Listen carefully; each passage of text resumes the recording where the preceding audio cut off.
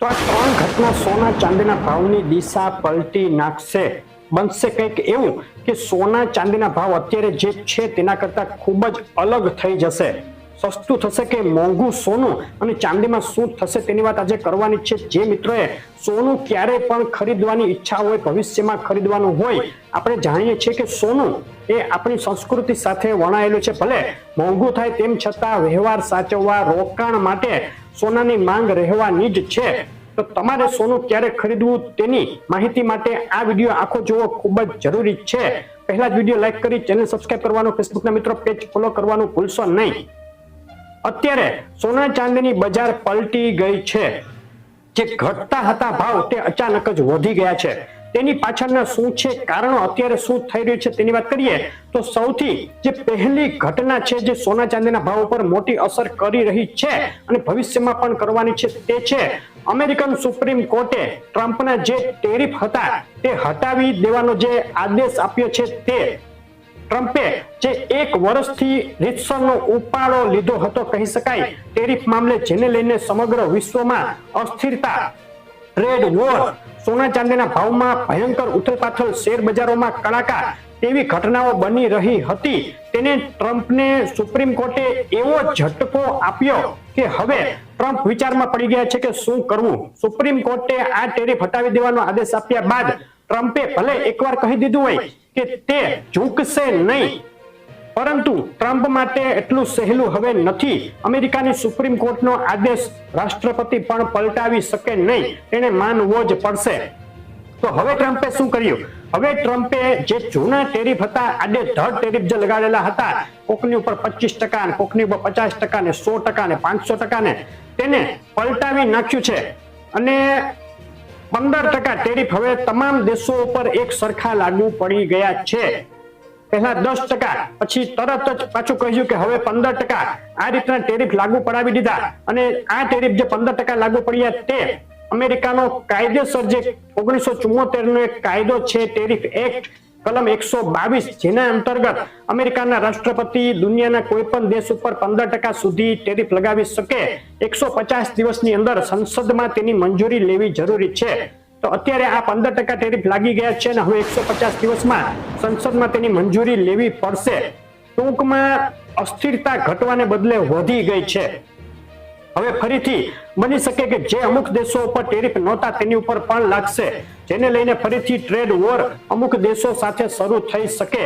તે સિવાય ટ્રમ્પ હવે કંઈક નવું કર્યા કરશે, નવા ઉબાંડિયા કરશે કે કઈ રીતે હું બીજા ઉપર ટેરિફ વધારે નાખું અને કઈ રીતે બીજા દેશોને દબાવું. તો હવે અસ્થિરતા વધી ગઈ. હવે આ અસ્થિરતા જે વધી ગઈ છે તેની સીધી અસર સોના ચાંદીના ભાવ ઉપર થઈ રહી છે. અત્યારે પણ થઈ રહી છે, ભવિષ્યમાં પણ થશે. સોના ચાંદીના ભાવને સપોર્ટ મળશે આ ટેરિફ અસ્થિરતાને લીધે. બીજી જે ઘટના છે તે છે જીઓપોલિટિકલ ટેન્શન. ખાસ તો અત્યારે જે ચાલી રહ્યું છે તે ઈરાન અને અમેરિકાનું ટેન્શન. અત્યારે ખાસ એક રિપોર્ટ એવો આવ્યો છે આજે જ કે જેમાં કહેવાયું છે કે ઈરાન ન્યુક્લિયર બોમ્બ એટલે કે પરમાણુ બોમ્બ બનાવવાથી ફક્ત 7 દિવસ દૂર છે.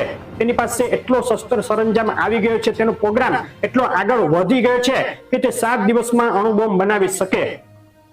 1 થી 1.5 મહિનાથી અમેરિકાએ જે ઘેરો ઘાલ્યો છે ઈરાન ફરતે, શસ્ત્રો સરંજામ ખડકી દીધા છે, દબાણ કરી રહ્યું છે જબરદસ્ત. તેમ છતાં ઈરાન ટસનું મસ નથી થઈ રહ્યું. ઈરાનમાં અંદર પણ વિગ્રહ ચાલી રહ્યો છે.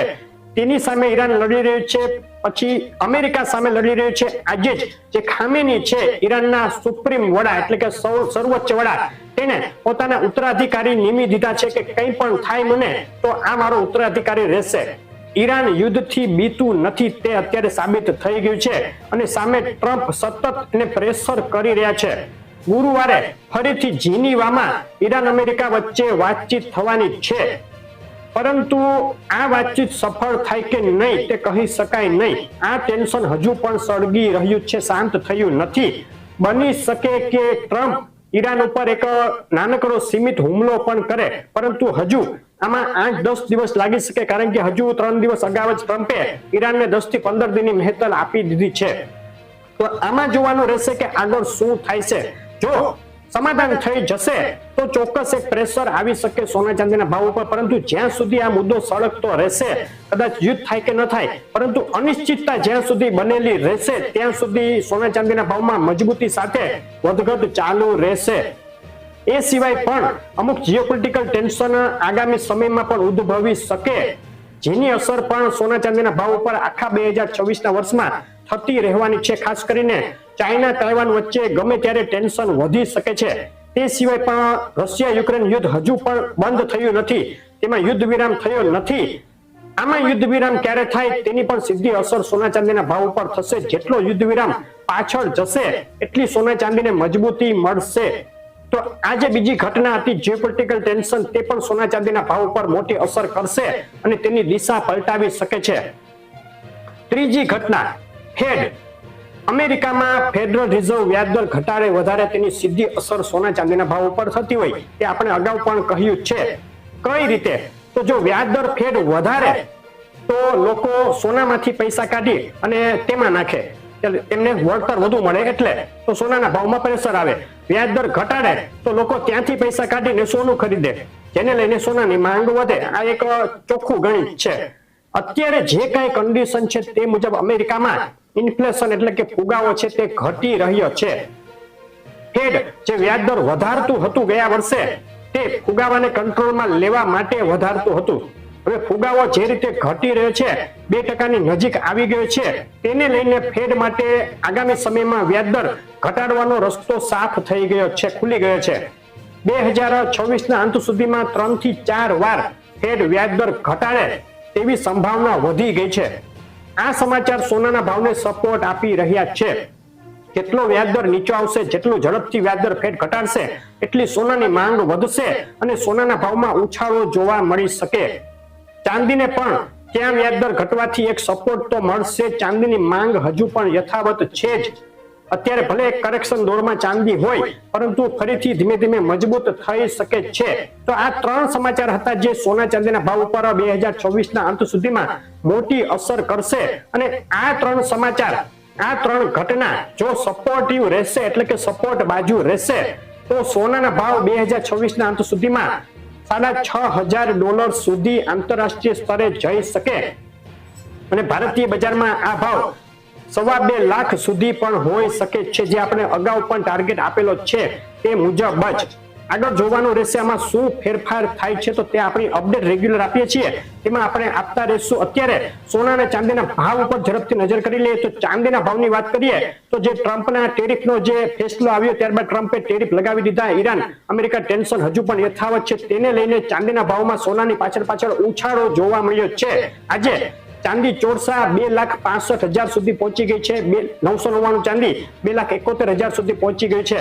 ફક્ત 24 કલાકની અંદર 15,000 રૂપિયા જેટલો ઉછાળો ચાંદીના ભાવમાં ગણી શકાય. આગળ મોટી વધઘટ ચાલુ રહેશે ચાંદીના ભાવમાં. એક ધારો ઝડપી વધારો કે એક ધારો કડાકો બંને નહીં થાય, પરંતુ બે તરફી વધઘટ હાલ રહે તેવું લાગી રહ્યું છે. સોનાના ભાવની વાત કરીએ તો સોનાના ભાવમાં પણ જબરદસ્ત ઉછાળો જોવા મળ્યો છે. જે ગયા સપ્તાહમાં સોનાનો ભાવ એક તબક્કે 1,52,53,000 સુધી ગબડી ગયો હતો, તેમાં અત્યારે 6,000 રૂપિયાના ઉછાળા સાથે આજે 1,59,000 સુધી બિલ વગર સોનાનો ભાવ બોલાઈ ગયો છે. બિલ સાથેનું સોનું 1,63,000 સુધી બોલાઈ રહ્યું છે. સોનાના ભાવમાં પણ આગળ મજબૂતી સાથે બે તરફી વધઘટનો દોર ચાલુ રહેશે.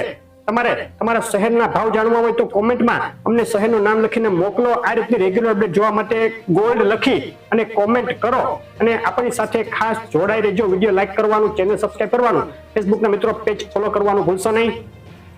આભાર.